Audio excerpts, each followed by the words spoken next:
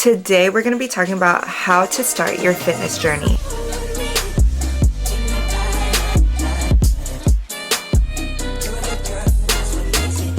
Hey guys, welcome back to my channel. Let me start off by saying I'm no personal trainer, I'm no doctor, but I have gotten myself from this to this. This video isn't just gonna focus on how to make yourself look better on the outside, but I genuinely want you guys to be healthy. I'm someone who's struggled with bulimia, I've struggled with binge eating, I've been extremely skinny, and I've been a little overweight. So I've experienced being skinny and not being healthy. I've experienced being thicker and not being healthy. But today I really want to help you guys find a nice balance, a healthy balance when it comes to your health and fitness journey. And 2025 just started, so let's instill these healthy habits early on. I've done different training styles, I've done different diets, I've tried so many things, but I'm going to show you guys what's worked for me and how I've found a healthy balance when it comes to this journey. I really suggest writing out your goals when it comes to your health and fitness journey, because you don't want to just aimlessly go and try all these things. That's how you get in a cycle of trying this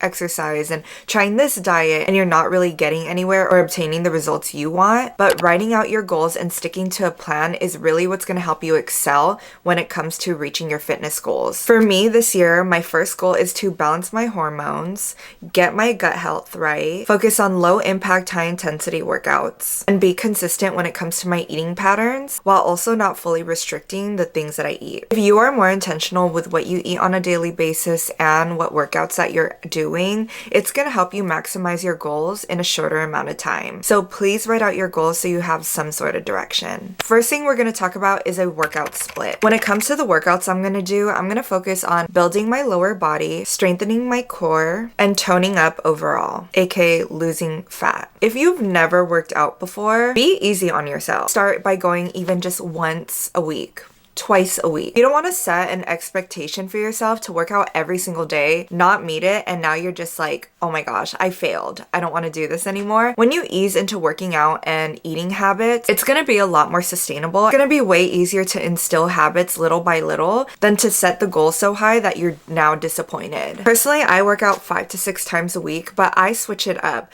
I used to work out every single day, very high impact, high intensity workouts, and it literally messed up my hormones completely. I did 75 hard in the beginning of 2024. I was started to break out. I was starting to see weight gain even though I was working out every single day. That's because my hormones got off balance and I was overworking myself way too much. Even though I am working out most days of the week, I'm switching them up, so not every day I'm doing a super intense workout. I started to really implement lower impact workouts into my routine, and it's helped me so much. Examples of low impact workouts are Pilates, weightlifting, walking, steady pace Stairmaster, stuff like that. Some examples of higher intensity workouts are HIIT workouts, jump roping, and running. What you'll notice with low impact workouts is that there's not as much cardio, so you're not putting so much stress on your body, and that's gonna help you not shoot up your cortisol levels. Cortisol is your stress hormone. So whenever you do really intense workouts or you're in a stressful situation, your body releases this stress hormone to try to regulate. So if you're constantly releasing this hormone, definitely going to put an imbalance to your hormones, which can lead to weight gain,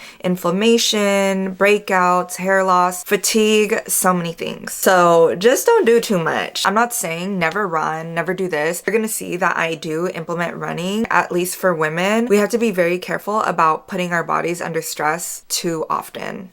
In 2025, we're not only focusing on our physical health, but our mental health too. Did you know that the body keeps count? Things that we experience in life that takes a toll on our emotions will eventually display itself outwardly, affecting our physical well-being. Suppressed trauma can lead to things like chronic pain, headaches, digestive issues, cardiovascular disease, and other problems. I started therapy in 2022 to relieve my body of the trauma it's been holding on to. I can confidently say that being able to identify the trauma that's happened in my life has greatly impacted the way I was able to heal. Since I was able to pinpoint my wounds, I am now able to give it to God to heal. As I progressed in my healing process, I'm just not as fatigued, I sleep better, and I just feel overall lighter. The sponsor of this video, BetterHelp, is an amazing platform that offers an easy and convenient way to start your healing journey. BetterHelp will help you match the right therapist for you. All you have to do is fill out a questionnaire. And if you don't love your therapist, using this platform will make it easier to switch your therapist. If you want to start your healing journey today, click the link in the description or go to betterhelp.com/imabbysigua and get 10% off on your first month of therapy. Back to the video. On Mondays, I'm going to the gym and I'm going to be doing a very, very heavy hamstring and glute workout. Mondays are like my favorite because it's the start of the week, you're starting fresh, and we're starting with leg day, which I don't know, maybe, I know this is a girly thing, we love us a little lower body workout and I'm no different. I love starting my week off with a glute and leg workout. I train my legs heavy about 3 times a week, so starting with legs in the beginning of the week is going to give me enough time to have gaps in between those leg days so that my leg muscles have time to recover. And because I'm working out my legs so heavily, I'm gonna keep it cute, keep it light, do a little walk. You could do a walk outside. I like to walk outside unless it's too cold or too hot. Then I'll just do a walk on the treadmill. And if you are gonna do a walk outside, make sure that you're with your friends or something so you're not alone, it's safer, and y'all can yap and make the time go faster. On Tuesday, I'm gonna be focusing on my upper body. So I love to take an upper body Pilates class, which will focus on arm toning, back toning, and core. I used to train my arms at the gym and lift really heavy weights, but let's be so for real. People who say you're not gonna get big when you lift really heavy,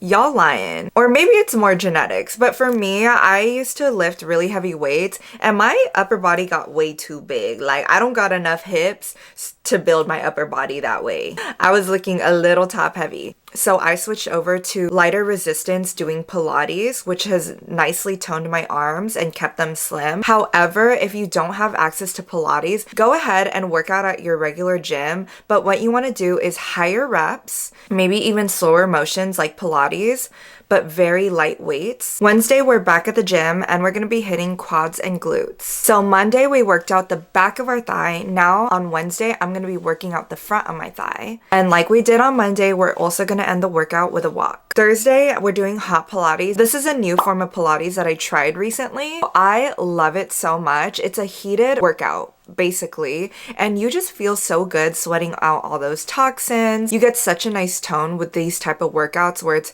higher reps, low weights. Look how much I sweat, and it's just such a vibe. It's so fun. I love group workouts because you could go to a studio, meet other like-minded people, and it's just such a fun way to switch up your workouts. This isn't sponsored whatsoever, but I use ClassPass and I love it so much because wherever I travel, I can use it and find classes wherever I'm gonna be around, and it also gives me the opportunity to just try whatever workouts, whether it's a boot camp, a cycling class, a Pilates class, whatever. This app allows me to have gym access basically anywhere. And after my Pilates class, I like to go on a nice little run. Or if I'm not feeling like being outside, then I'll go to the gym and do some sprints. Fridays, we're gonna hit back, and like I said, I'm not really focused on doing heavy weights, just doing lower weights and higher reps. And because it is a lower weight, I really focus on my mind to muscle connection, which is something I learned to do really well while doing Pilates. At this point, I'm sick of running, so I'm gonna switch it up and do Stairmaster. I like to do Stairmaster for a very low pace, but a longer time, so about like 20 to 30 minutes. If I'm really feeling up for it, I'll do 45, an hour, whatever, but by the time I hit 30, I'm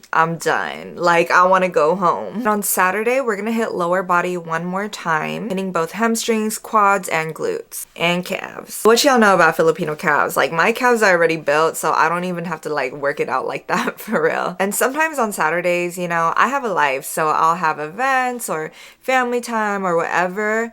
I'll literally just do the minimum and at least go on a walk. And Sundays, we're gonna completely rest. Before, I felt like rest days were such a waste of time. Like, I was so obsessed with working out, which I guess was good because I was like motivated to go to the gym all the time, but at the same time it was damaging because I wasn't allowing my muscles to rest and I was just burning myself out. You need to give your body and muscles time to recover or else you're just gonna burn your body out. So I just want to make sure that you guys instill this into your head that rest is still productive. Okay? You don't have to feel bad for not working out 1 or 2 days of the week, all right? Like, let yourself recover. And also, if you're starting out your journey, you're gonna find that you're gonna be a lot more sore in the beginning of your journey than when you get used to working out. So when you're feeling sore, if you're so sore that you could barely walk, I would say just rest. Your muscles obviously need more time to recover, so don't feel bad about working out and having 2 days off from the gym. Now let's talk about meals, because I'm gonna keep it real with y'all. We love to eat over here. So let's talk about food and what food I'm eating. I do have a what I eat in a day video that I posted a few months ago, so if you want to check that out on my channel. I used to struggle a lot with an eating disorder, which was a lot of binging, eating a high amount of food, and purging. I struggled with that for years and years and years. I never had a healthy relationship with food. I felt so guilty after I would eat and I would purge it. Food was my comfort, but it also was like an enemy to me. It got to the point where I would look at food and it literally made me disgusted. Like I thought, oh my gosh, if I eat anything, I'm gonna get fat. So at that point, I lost a lot of weight, but I was still so unhealthy because the things that I did eat weren't nutritious to my body, and my body was just like skinny fat. Personally, God has helped me not take comfort in food and take comfort in Him and stop idolizing my body. I was able to stop those unhealthy eating patterns pretty quickly. What you really want to do is stop focusing on not eating bad food. Start focusing on eating and romanticizing healthy food. It's a lot easier said than done if you struggle with like a sugar addiction or you're just used to eating a certain type of food. It's really hard to break out of that. So give yourself grace. If you end up slipping and eating a lot of food, you don't want to put yourself into shame. It's not productive and you're going to be really discouraged. So focus on eating healthy food, and if you slip, it's okay. In a typical day, I'm going to start off my morning with drinking bone broth. I used to go ahead and buy the Kettle and Fire brand from Whole Foods, and it was good, it was cool, but it was so freaking expensive. I was like, Ended up just learning how to make it my own, and it's so much better. It tastes so fresh. I go to a store, buy some frozen bones, put it in a crock pot with some veggies for about 8 to 10 hours. Bone broth is really good for your gut health, your joints. It's also really high in collagen, so it's gonna help with your skin elasticity, and we love that. We love a soup that's gonna make us pretty, right? And overall, it's just anti-inflammatory. It's a great start to the day. I love drinking it first thing in the morning. It's a great start to the day and even just gets my digestion going. It's also really gonna help with your muscle recovery, and because we're working out so much, we're gonna need that. Before I work out, I love to eat pasture-raised eggs with sourdough. Not only are pasture-raised eggs healthier for you, they're more organic,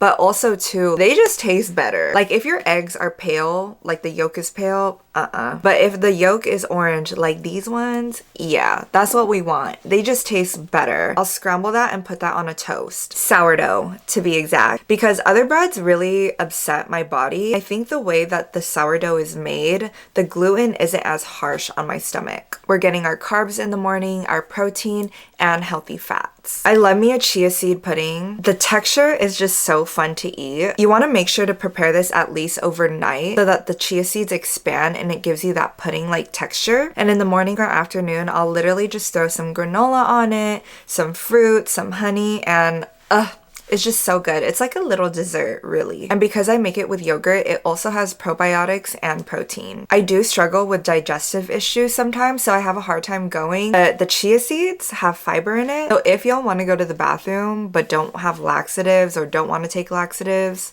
take this, and it's healthy for your body. Fiber is key to good digestion. Sometimes I'll drink a protein shake, sometimes I won't. The protein shake I make is literally a meal replacement. If you guys are from California or if you've ever been to Sun Life, this is a copy of the $1 Million smoothie they make, which is like $20, but I make it at home for probably a little bit cheaper because the ingredients are expensive. I put collagen in it, I put dates so it's naturally sweet. But yeah, the smoothie is just so good and nutritious. It's like chef's kiss. And then for dinner, I am kind of a pescatarian, so I am gonna be eating like a salmon and a salad or a meal prep salmon and veggies, whatever I have in the fridge. I try to get all my nutrients through my diet and the things that I eat. However, I like to incorporate supplements just to make sure that I'm getting everything that I need. First supplement I always recommend is a probiotic. This is gonna be essential to your gut health. I take a zinc because it helps with any breakouts on my skin. Skin is a part of your health journey too. Your skin is a good indicator of anything going on internally, and it's also the biggest organ of your body. So make sure to take care of your skin as well. I also really recommend electrolytes. You could do it in a powder form. They have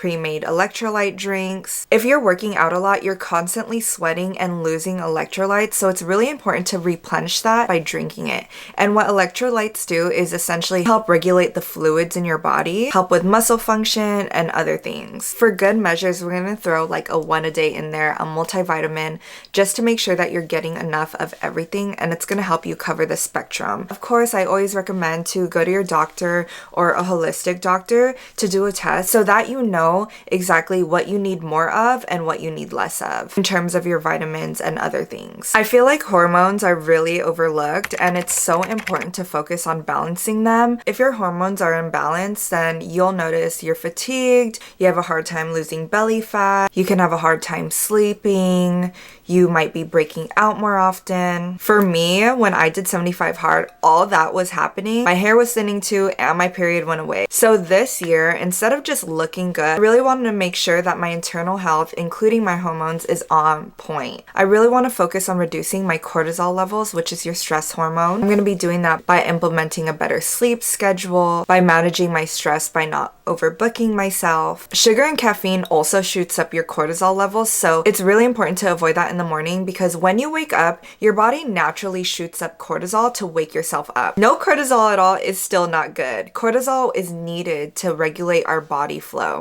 So when you wake up and your cortisol shoots up and now you're drinking sugar or coffee or a Starbucks latte, now your cortisol is all the way up, creating blood spikes, which can really affect your health in the long run. So I really recommend when you wake up, instead of drinking that cup of coffee, reach for healthy fats and protein. Healthy fats and protein in the morning is going to help also regulate your hormones. I'm also going to try to avoid caffeine and sugar overall. Of course, if I'm going on a trip, I'm eating that gelato, I'm eating the croissant.